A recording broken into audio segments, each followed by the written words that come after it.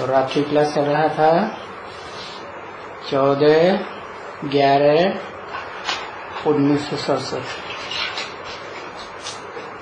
तीसरे पेज की मध्याह्न के बाद बात चल रही थी कि हमें तो ऊंच बाप से एक ही ज्ञान मिला हुआ है। कहते हैं माम एकम याद करो, तो तुम्हारी ये जन्म जन्मांतर के विकर्म है, पाप कर्म, वो सब विनाश हो जाएंगे।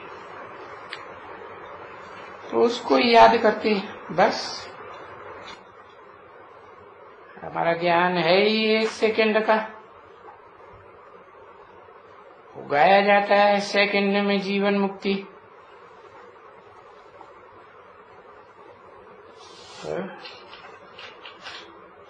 उनको फिर बात करने का ज्यादा टाइम नहीं देना चाहिए।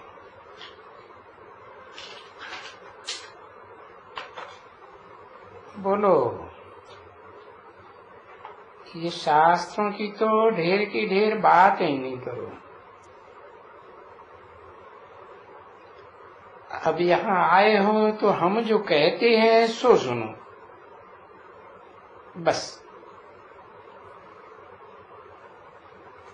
तो वो 2 अक्षर कह करके चुप होकर के बैठ जाना चाहिए। कुछ भी फिर कहें भी, चलो बोलो, बाबा कहते हैं माम एकम याद करो।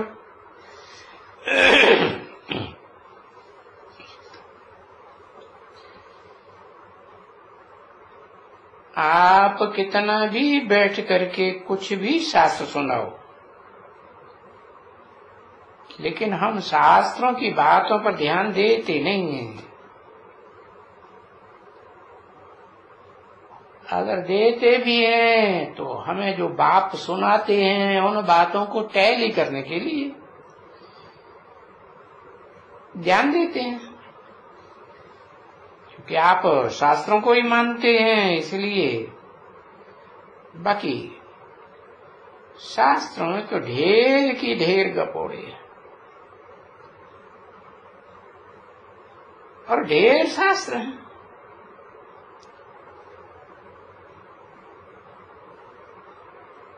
तभी कुछ तुम लोग ठहर सकते हो,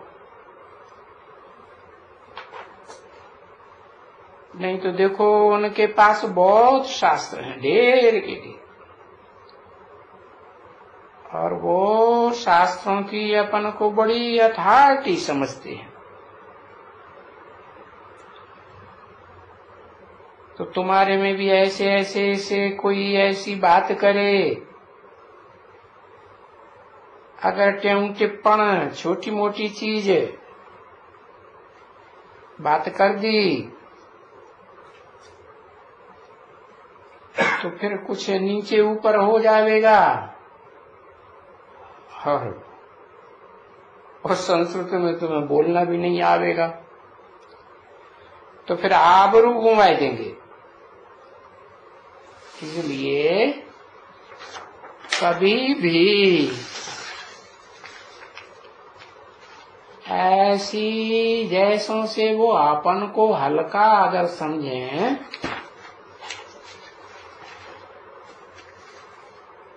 तो बाबा ने यहाँ कह दिया ना, कोई भी सन्यासी हो, बोलो आप हैं सन्यासी हठयोगी और हम हैं राजयोगी।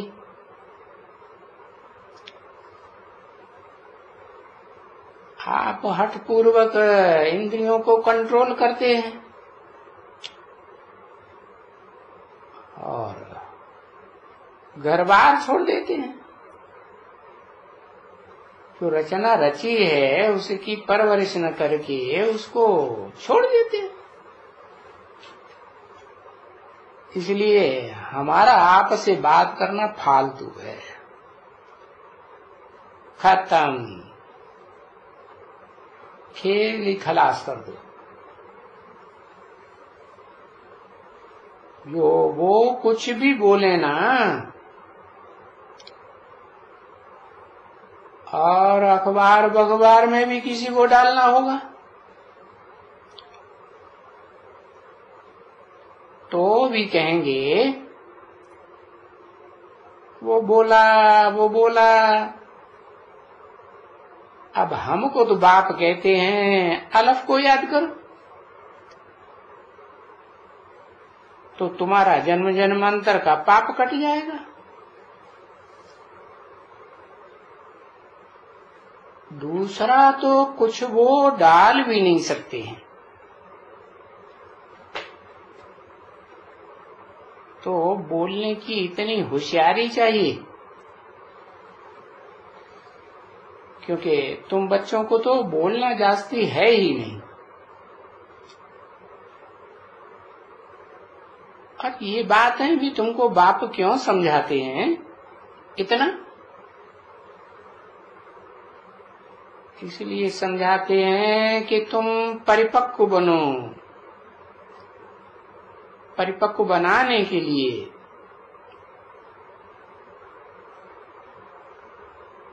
कोई भक्तों से बात नहीं करते हैं। देखो, बाप कभी कोई भक्तों से बात करते हैं क्या? ना। और उसमें भी सन्यासी तो है ही नहीं तुम्हारे कुछ, तुम्हारे कुल के हैं क्या? देखो, वो झाड़ खड़ा है षष्ठी का, उसे देखो, कोई है? सन्यासियों को झाड़ झाड़ के सामने ले जाना चाहिए। अरे भाई देखो, ये षष्ठी रूपी वृक्ष देखो, जिसका गीता में भी वर्णन है, ऊर्ध्वम मूलम मदः शाखा, ऐसे है ना। तो इसमें देखो, तुम हैं सभी ये विद्वान पंडित आचार्य सन्यासी आदि हठ योगी, और हम हैं राजयोगी। तो ये हमारे से ये सब बातें क्या सुनेंगे? और सुनेंगे भी तो आप मानेंगे नहीं। तो भाई एक बात हम बोल देते हैं कि बाप कहते हैं कि देह के सभी धर्म त्याग दो।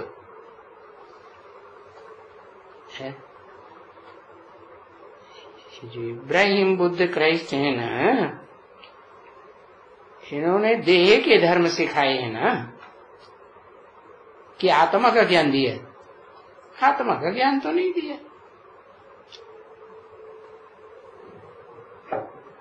हाँ, अब बाप कहते हैं अपन को आत्मा समझ माम एकम याद। क्या आत्मा समझ? कि मैं आत्मा अति सूक्ष्म ज्योति हूँ, ज्योति बिंदु, और भ्रकुटी के मध्य में ये आत्मा रूपी राजा बैठा हुआ है सारी इंद्रियों के ऊपर। तो उनको बताओ कि हम आत्मा हैं। आत्मा को कोई परमात्मा थोड़े ही समझो, न शिवो हम समझो, नहीं। हम आत्मा हैं शालिग्राम, और शिव परमपिता। सबका पिता, जिसका कोई पिता नहीं है। और उनके साथ परमपिता के साथ परमात्मा।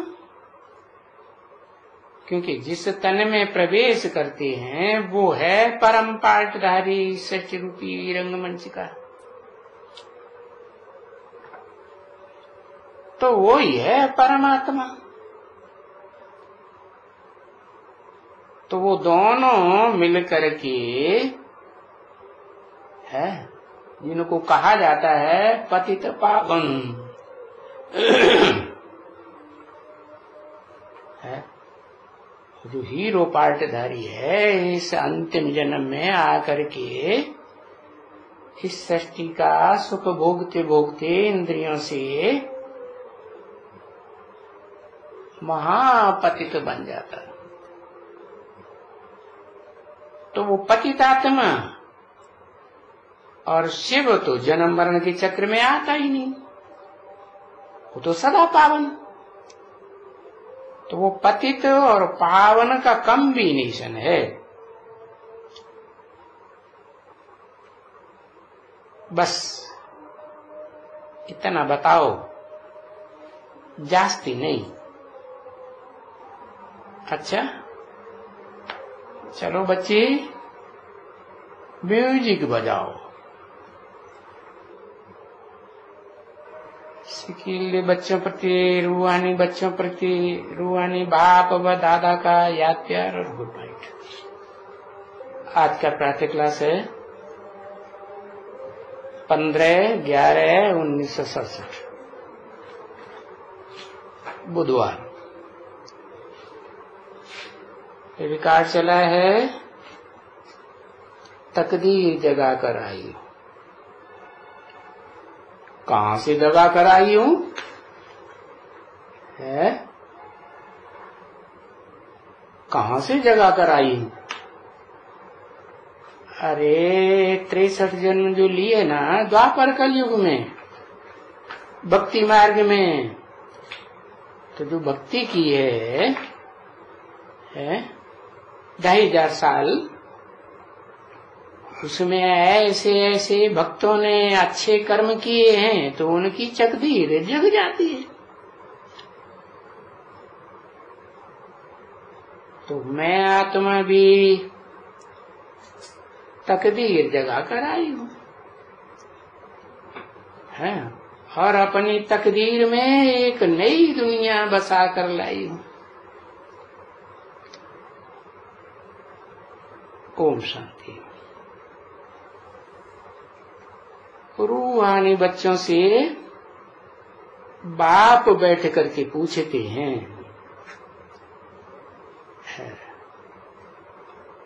बाकी देह अभिमान में जो बैठे हुए हों उनसे तो कुछ पूछते भी नहीं।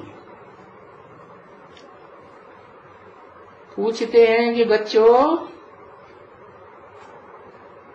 कौन सी तकदीर लाए हो बनाई करके, दिखलाओ बाबा को। है ऐसा कोई बच्चा है दिखलाने वाला? तुम बताओ, तुम दिखलाएगी? कौन सी तकदीर बना के लाई हो? और तुम बनाएगी? अच्छा बताएगी कौन सी तकदीर? किसी ने कहा बाप से वर्षा मिलने की तकदीर। अरे बाबा बोलते हैं तकदीर कहाँ है तुम्हारी, दिखलाओ। तो किसी ने कहा हमारे पास ही है, अभी बनाए रहे हैं बाप द्वारा। अरे पर है कहाँ तकदीर तुम्हारी? अरे ये तकदीर सामने नहीं खड़ी है, तुम ऐसे नहीं कहते हो। कहते हो ना ये तकदीर बनाकर आई। देखो तो घर में बैठी है चीज, और फिर बोलते हैं बाबा से ये लाए, ये है, ये है। इतने कितने हैं जो राज्य करते हो। देखो बाबा कितना सिंपल सवाल पूछते हैं,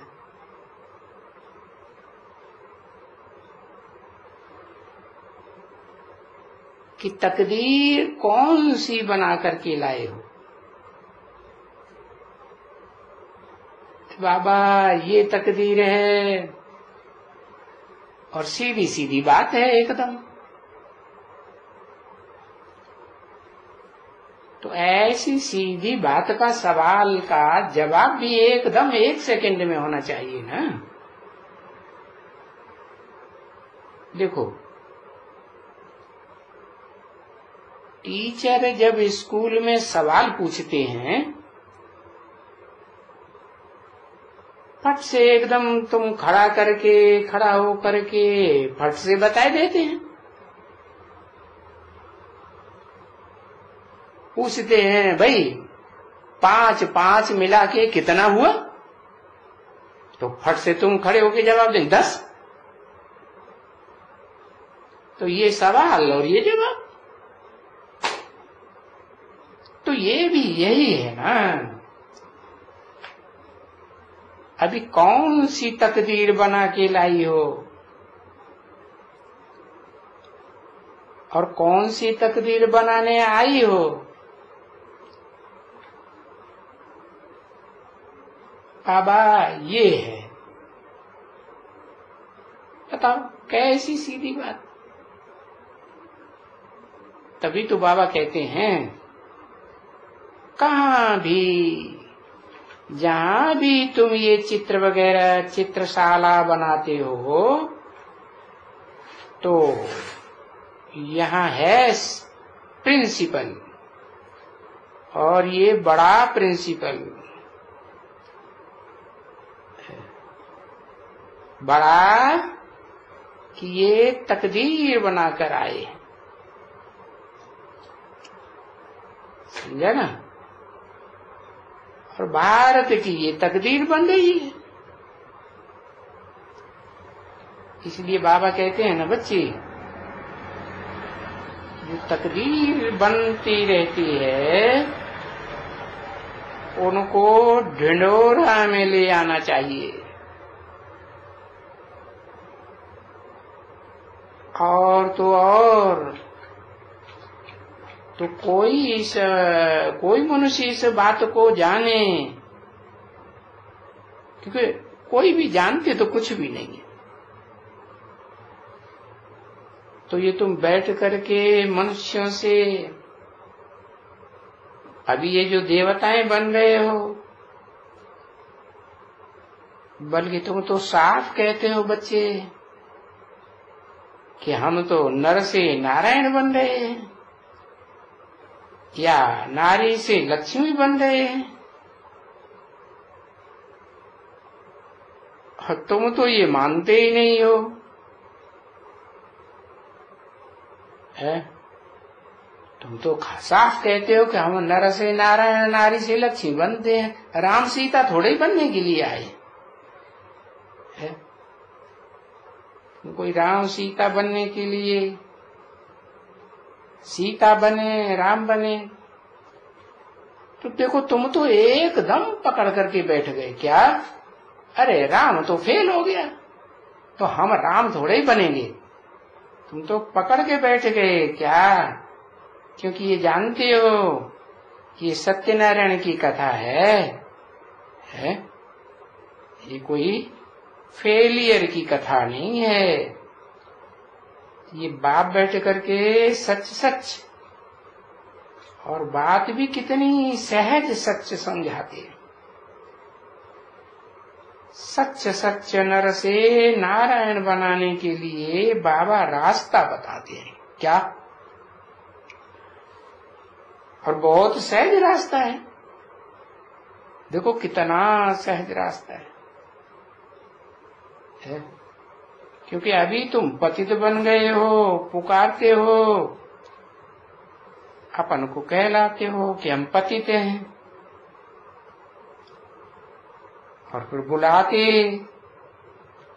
कितने जन्मों से बुलाते आए हम पतितों को, पावन बनाने वाले आओ। तो फिर बताओ कि हम कौन सा पावन बनावे, और पावन भी तो यही बनाएंगे ना, और तो कोई दुनिया में है नहीं जो पतितों को पावन बनावे। जो ऊंच से ऊंच होगा वही तो पावन बनाएगा ना, है? तो कहेंगे ही एवर प्योर, एवर पावन। हम यहाँ श्री सीता और राम के तो चित्र नहीं रखेंगे ना वास्तव में, वो तो समझाने के लिए कि इनके बाद फिर सीताराम का राज्य होता है, गिरती कला का राज्य हुआ, 14 कला संपूर्ण। 16 कला थोड़े ही कहेंगे, 16 कला तो नारायण को ही कहेंगे, है। इसलिए उनको भी देरी से रखा गया है, त्रेता में, सतयुग में नहीं रखा गया। तो पहले पहले तो हैं ये ना, ये पहले वाले लक्ष्मी नारायण।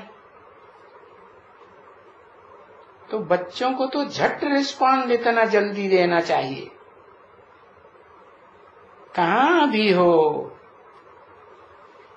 जब ये सुनते हो कुछ भी, तो कहाँ भी कोई भी प्रश्न पूछे, कोई ब्राह्मण ही बैठ करके प्रश्न पूछे, तुम यहाँ क्या बनने आए हो, कौन सी तकदीर बनाने आए हो, क्योंकि गीत तो सभी सेंटर्स में बजाते हैं ना, तो तुम कौन सी तकदीर बनाकर आए हो। तो ये तो सबके पास ये चित्र रखे हुए हैं, कौन से, लक्ष्मी नारायण के, हाँ, कि हम ये तकदीर बनाने आए। भाई इतनी ऊंची तकदीर, 16 कला संपूर्ण नारायण, सत्य नारायण, जिनकी कथा घर घर में सुनाई जा रही, तो ये इतना ऊंच किसके द्वारा बनाया, द्वारा बताओ, मीडिया कौन बना जिसके द्वारा बनाया। अरे फिर बताना तो पड़ेगा किसके द्वारा है। वो तो जरूर कहेंगे बेहद का बाप जो स्वर्ग की स्थापना करने वाला है, करने वाला है? करने वाला है कि कराने वाला है? उनके द्वारा क्या कहेंगे उनको, करने वाला या कराने वाला है? कराने वाला कौन?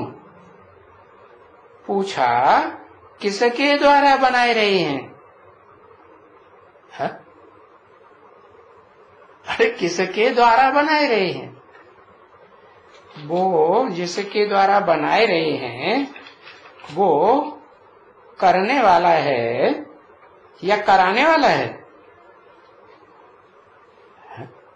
ये नहीं पूछ रहे हैं कि साकार है कि निराकार है। द्वारा है तो साकार ही होगा। हाँ, मुकर्रर रथधारी हुआ तो करने वाला है कि कराने वाला है? क्या कहेंगे? है?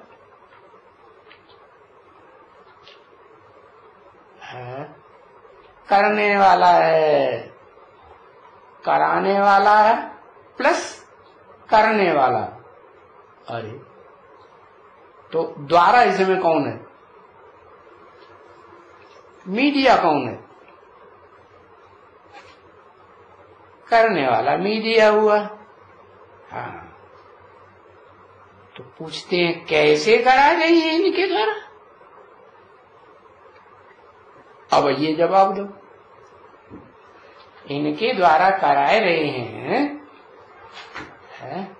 ये करनहार है, हाँ, प्रवेश करके वो तो कराए रहे हैं, कराने वाले की बात हुई। यहाँ करने वाले की बात है ना, तो वो करने वाले कैसे कर रहे हैं? जिनके द्वारा बताया कि बनाए रहे हैं, कैसे? कहेंगे हम ज्ञान ले रहे हैं, समझा ना? क्योंकि अभी भक्ति तो खत्म, तो अब हम उस तरफ में नहीं है, भक्ति की तरफ। भक्ति तो रह गई उस तरफ है। क्या होती है भक्ति में? है सुन लिया और सुना लिया, सुनना और सुनाना, ये होता है भक्ति। और यहां इस तरफ में क्या होता है? कुछ अंतर है? यहां सिर्फ सुनना सुनाना नहीं है, क्या करना कराना है? समझना और समझाना है। तो समझने समझाने के लिए क्या करना पड़े? मनन चिंतन मंथन करना पड़े। तो वहां भक्ति मार्ग में तो बस एक कान से सुनते हैं और दूसरे कान से निकाल देते हैं। उधर झोली भरी और उठ के खड़े हुए, पीठ की और बस झाड़ दी, कुछ नहीं बचा। यहां तो तुम जो सुनते हो वो मनन चिंतन मंथन करते हो ना। हाँ, तो ज्ञान इस पुरुषोत्तम बनने के लिए संगम युग में ये ज्ञान हमको मिल रहा है। क्या बुद्धि में है कि जो भी पुरुष मात्र है आत्मा रूपी जो पुरुष कहा जाता है, शरीर रूपी पुरी में आनंद से शयन करने वाली आत्मा, कभी भी दुख महसूस न हो, ऐसा पुरुषोत्तम बनने के लिए संगम युग में ज्ञान हमको मिल रहा है। तो जब तक ये ज्ञान सुनते रहते हो, तो बाबा तो कहते हैं ना, भले सभी जगह में जाओ, कहां भी दूसरे सत्संगों में भी जाओ, है जहां तुम बच्चों को ऐसी कोई अहम ऑब्जेक्ट मिले जो भगवान पढ़ाता हो, ये साबित होता हो, है तो तुम्हें लगे कि यहां भगवान पढ़ाता है तो वहां बैठ जाओ। बाबा तो मना नहीं करते हैं कि तुम कहां भी यहां नहीं जाओ, वहां नहीं जाओ। बाबा मना करते हैं? ये तो देहधारी गुरु लोग हैं, वो मना करते हैं विष्णु पार्टी में नहीं जाओ, यहां नहीं जाओ, वहां नहीं जाओ, महाकाली पार्टी में न जाओ। कौन मना करते हैं? देहधारी गुरु लोग मना करते हैं कि बाबा मना करते हैं? अरे बाबा तो कहेंगे कहीं भी जाओ, है परखो। हाँ, जहां तुम बच्चों को ऐसी कोई अहम ऑब्जेक्ट मिले कि भगवान पढ़ाता हो, तो वहां प्यार से बैठ जाओ। बाबा तो नहीं मना करते कि जहां भी तुमको कोई और कुछ ही धक्का वक्का भक्ति मार्ग का या चरणों में झुकना हो, है तो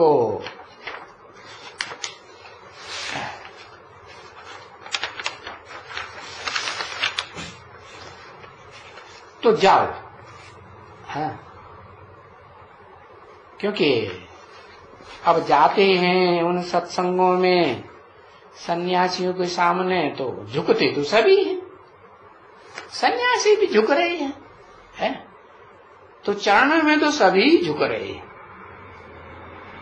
है? नहीं तो सन्यासी सभी शिव की पूजा करते नहीं हैं,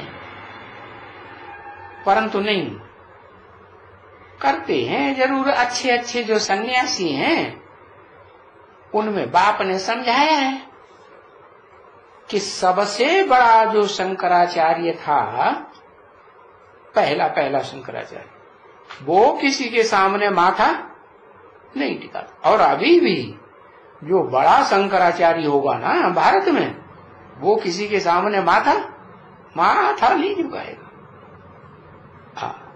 तो इससे क्या साबित हुआ है? कि शिव के मंदिर में जाकर के माथा झुकाते हैं कि या नहीं झुकाते हैं? वो शिव के मंदिर में जाके माथा झुकाते हैं, लेकिन वो तो कोई चैतन्य नहीं है, चैतन्य मूर्ति है, वो तो जड़ पत्थर की मूर्ति रखी हुई। अभी शंकराचार्य तो देखो, वो कहते हैं जगत गुरु शंकराचार्य है, सारे जगत के गुरु।